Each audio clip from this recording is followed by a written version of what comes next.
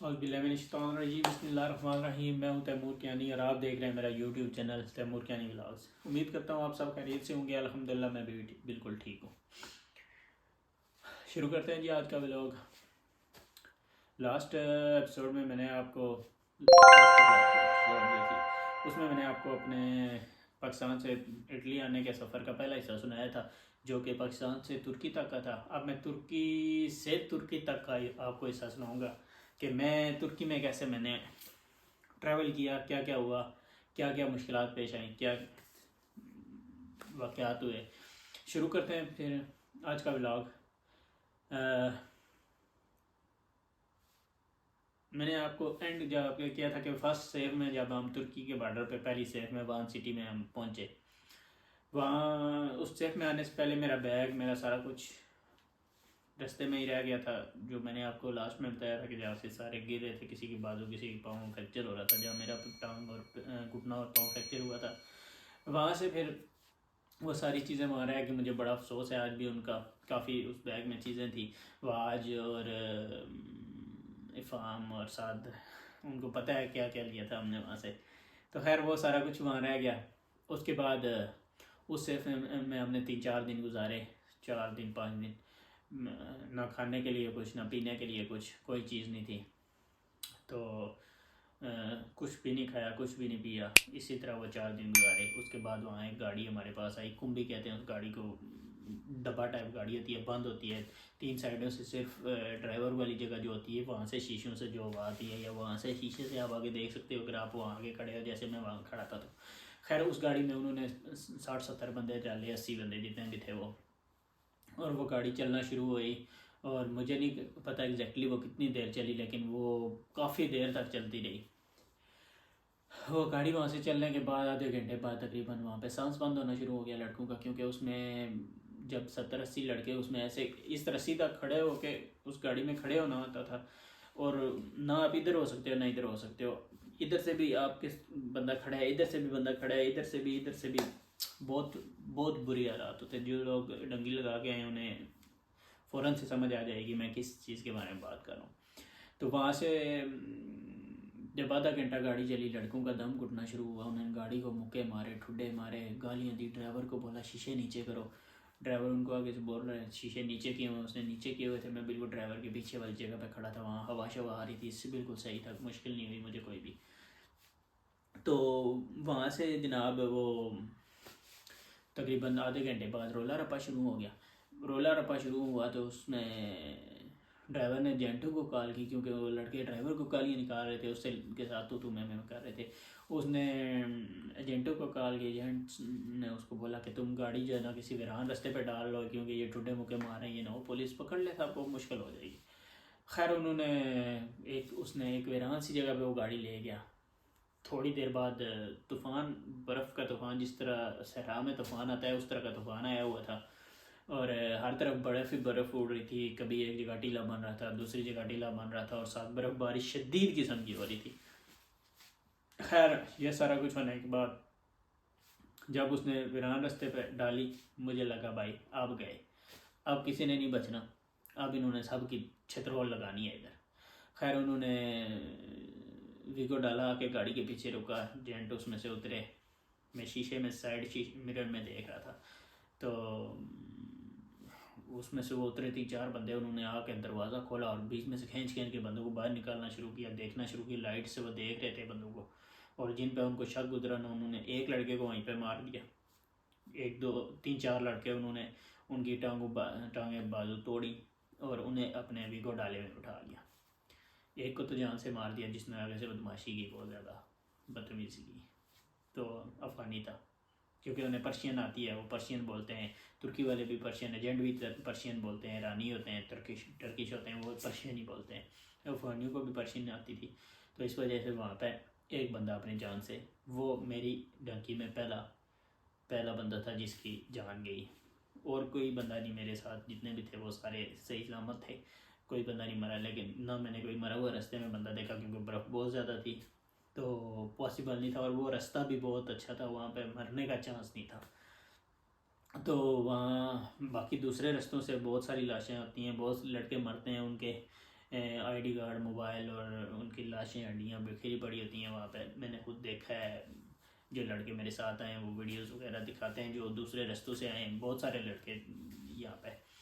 खैर, जिनकी मौत जहाँ लिखी है वो कोई नहीं टाल सकता, और जिनकी ज़िंदगी लिखी है उनको कोई मार नहीं सकता।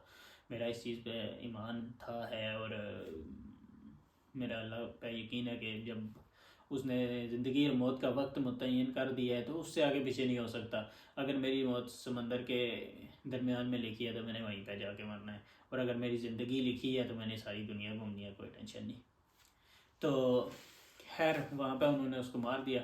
उसके बाद हम ये वान से दोगो ब्याज का सफ़र था, दोगो ब्याज पहुँचे। दोगो ब्याज एक और सेफ थी, वैसी 3-4 कमरे थे, वॉशरूम का कोई हाल नहीं था। वहाँ पे मैंने अपने सर्विस के नवे कोर बूट उतारे, और वो वहाँ से हो गई चोरी। लाया वही दस्त कोई गाला कराना नहीं। खैर वो वहाँ से चोरी हो गए, मुझे पता ही नहीं चला। मैंने कभी ये सफ़र नहीं किया था, जो करते रहते हैं या जो इनके जानने वाले करते हैं। मैं अकेला इस्लामाबाद का, पिंडी इस्लामाबाद का बंदा था, सारे बाकी जो थे वो पंजाब के एरिया पंजाब वाली साइड के थे। तो उनके तो गांव के गांव आए हैं यहाँ इसी तरह, लेकिन हमारी तरफ ये काम नहीं है, हर बंदे को इस चीज़ का इल्म है। तो खैर वो वहाँ से बूट चोरी हो गए। करते करते 3-4 दिन गुजरे, जब मेरा टाइम आया वहाँ से निकलने का। 3-4 दिन वहाँ भी रहे। वहाँ मिलता क्या था, एक सोमी एक ब्रेड टाइप रोटी होती है, सख्त किस्म की, अगर मुंह में लग जाए तो मुंह भी कट जाता है, इतनी शदीद सख्त होती है उसकी ऊपर से, वो सोमी उसको कहते हैं। तो वो थी, और साथ खट्टा दही हुआ करता था।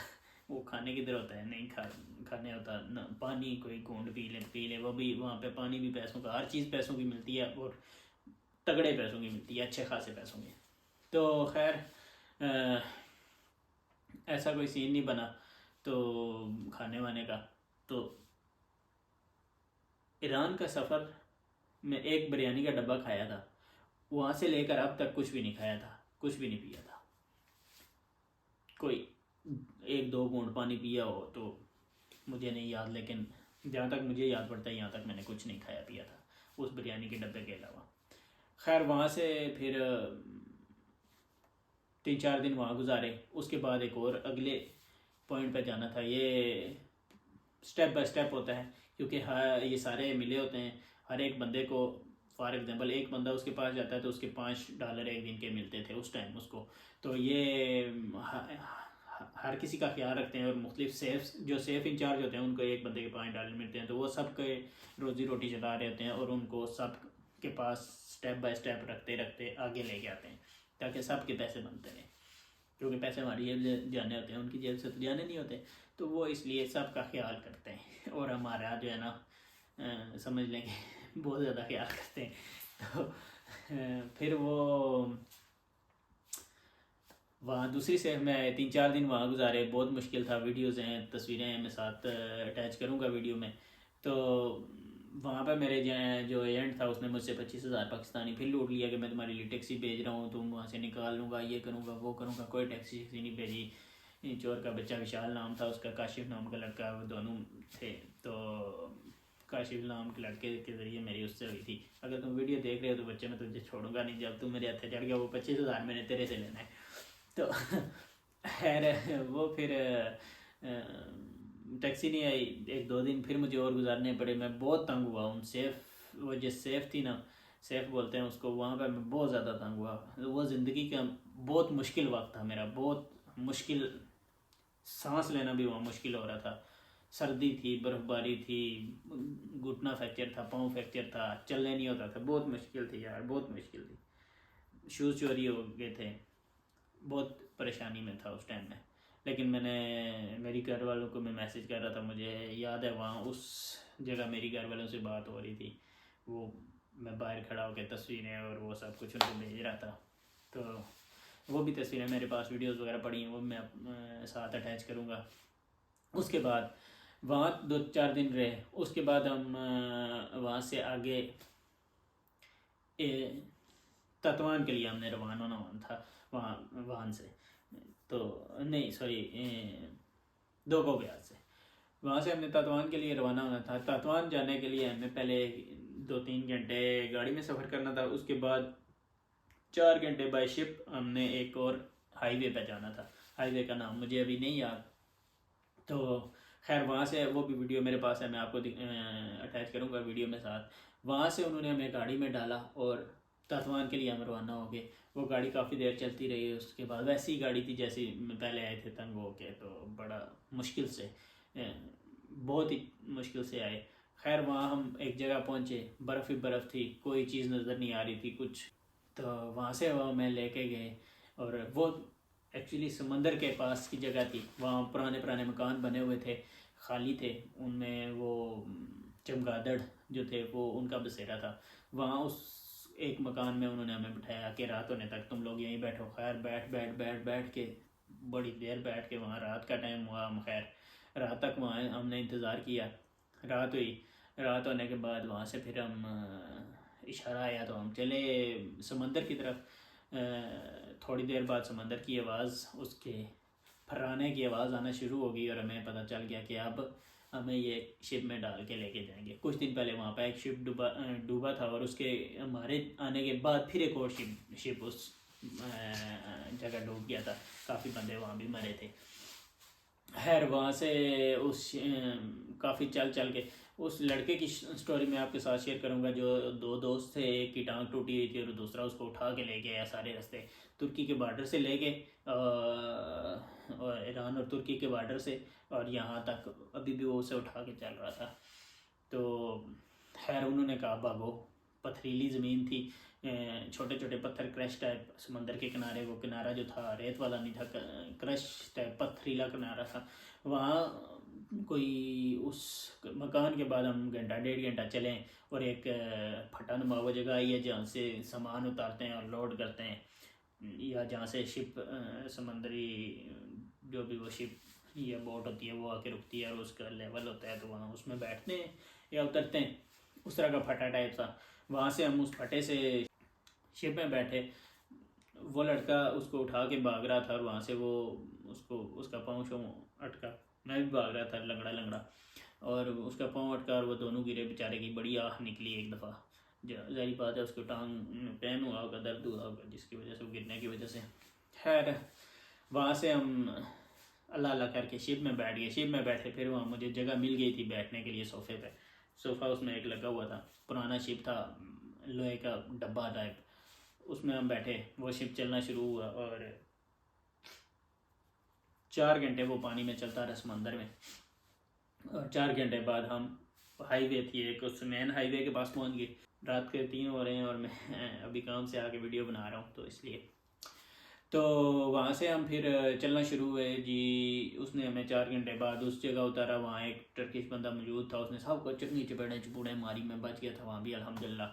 तो वहाँ से उसने सबको बोला 25-25 यूरो, 25-25 लीरे, मुझे 2 यूरो हैं, यूरो 2 पैसे हैं, जो भी हैं तुम्हारे पास दो, नहीं तो मैं मारूंगा, ये करूँगा वो करूँगा। वहाँ बोल रहा है, उसने एक कमरा सा था उसमें वो ले गया, सबको बोल रहा है मारा शरा। तो पैसे जिसके पास थे ले लिए, उनको गाड़ी में बैठाया, थोड़े देर आगे जाके उनको उतार दिया गाड़ी से और बोला कि इस रोड पे सीधे चलते जाओ और तुम शहर में पहुंच जाओगे। वो जनाब हम सीधे चलना शुरू है। फिर ऐसे कि हमने तो उसको पैसे दिए नहीं, हमने कहा हमारे पास है ही नहीं, तो हमने उसको पैसे नहीं दिए। मुझे तो पता था इसने कोई ड्रामेबाजी करनी है, तो मैंने तो जानबूझ के नहीं दिए। मेरे पास पैसे थे, पाकिस्तानी पैसे थे, टर्किश लीरा नहीं था मेरे पास। वो मैंने उसे नहीं दिए और करते करते जिन्होंने दिए उनको भी थोड़ा सा आगे जाके उन्होंने उतार दिया। तकरीबन घंटा 1.5 घंटा चले। एक गाड़ी आई, उसने हमें बिठाया, पैसे लिए, थोड़ा सा आगे जाके उसने भी हमें धक्के धक्के मार के उतार दिया। 1000 रुपया मैंने से उसने ले लिया शोधे भुखे ने। कहीं सुन रहा है, वीडियो देख रहा है, तो उसको भी मैं यही कहूँगा कि क्यों जितने मेरे हथे चढ़ गया ना, तो मैं तेरे को 1000 रुपया लेना। तो खैर वो उसने 1000 रुपया ले लिया, बाकियों से भी 10, किसी से 20, किसी से 5, किसी जितने लीरे मिले उसने ले लिए। वो ले के रफू चक्कर हो गया और हम फिर पैदल चलना शुरू हो गए। पूरी रात चल चल चल चल। मेरे बूट फटे हुए थे नीचे से, उसमें बर्फ़ भी घुस रही थी और बर्फ़ के अंदर जाने की वजह से मेरे नीचे पाँव के सारे छाले बन गए थे। खैर हम चलते चलते चलते, रात पड़ना शुरू हुई थी और हम चलना शुरू हुए थे और सुबह की जो रोशनी की किरणें हैं वो फूटना शुरू हुई। तो हम तत्वान शहर में एंट्री कर रहे थे। एक फ़ौजी छावनी सी थी, उसके सामने से हम गुजर रहे थे। उसके सामने एक नकली फ़ौजी स्टैचू लगा हुआ था। उसको देख के पहले तो हम डर डर के उसके पास तक पहुँचे। देखा जब वो नकली है तो फिर तो वो अजीब ही कैफियत होती है जब एक चीज़ से डर डर के जाए। खैर बहुत इंजॉय किया उस सफ़र को भी मैंने। तो फिर वहाँ फौजी भी खड़े थे, उन्होंने हमें पूछा नहीं कौन है भाई, किधर जा रहे हो, क्योंकि वहाँ रोज़ के जो मामूल है वहाँ से लोग आते जाते, इतनी सख्ती नहीं है वहाँ पे। उस टाइम नहीं थी, अभी है। तो 2020 के ये दूसरे महीने की बात है, कोरोना भी था। थोड़ा सा आगे जाके हम खैर मस्जिद के पास पहुँचे।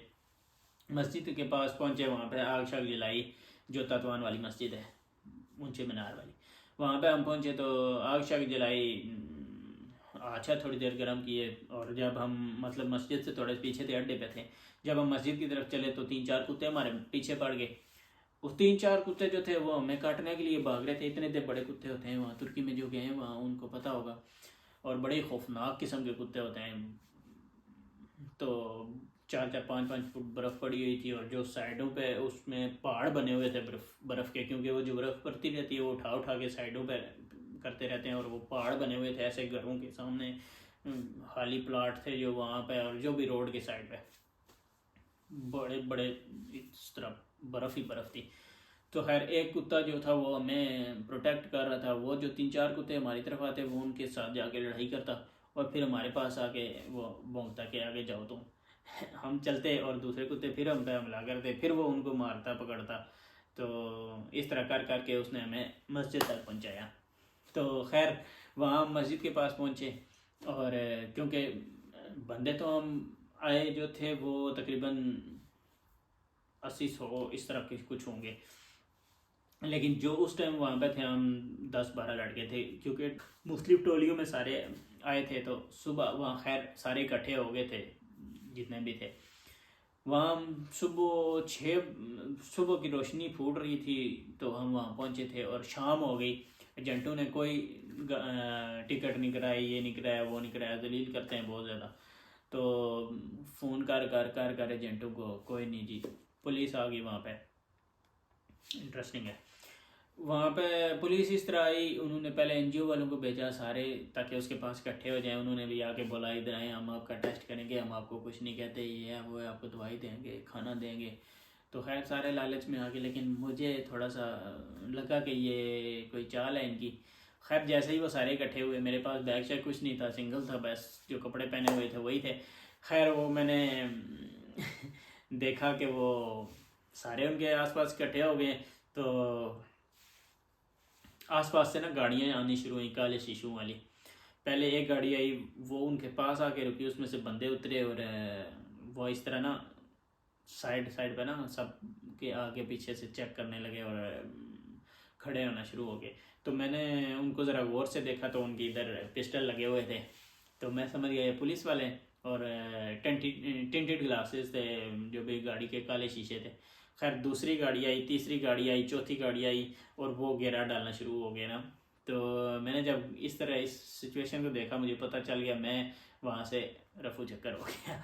मैंने बिल्कुल नॉर्मल हो के ना, तो वहाँ से चलना वॉक करना शुरू की।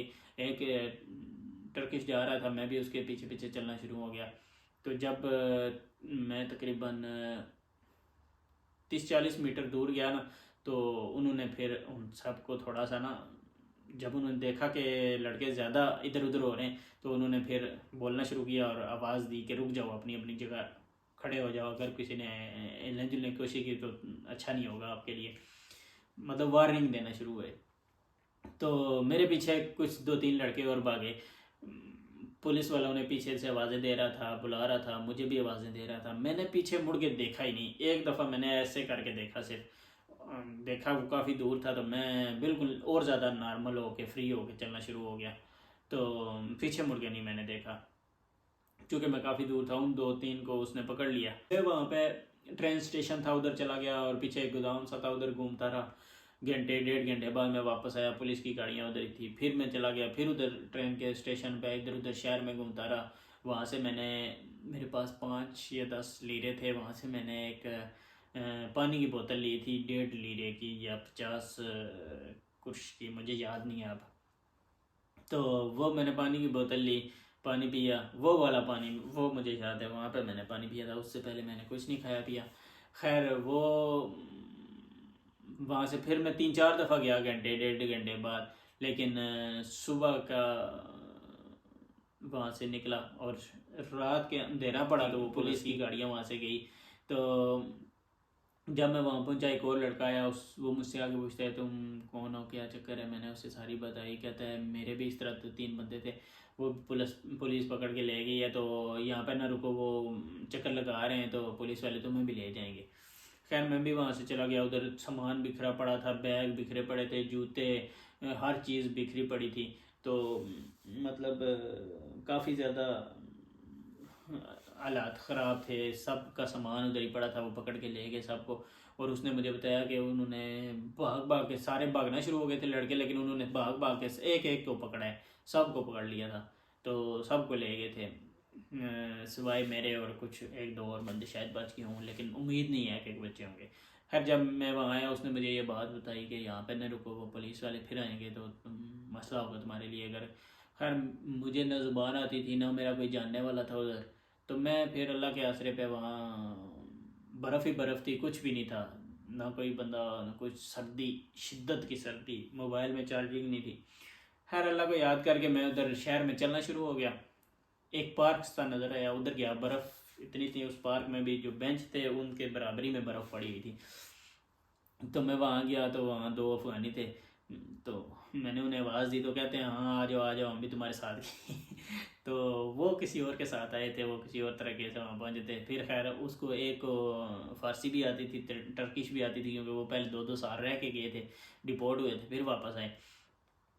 तो मैंने उनके साथ हेलो हाय की, और हम वहाँ से चलना शुरू हुए। वो अफ़गानी कहता है जाके काफ़ी या चाय पीते हैं।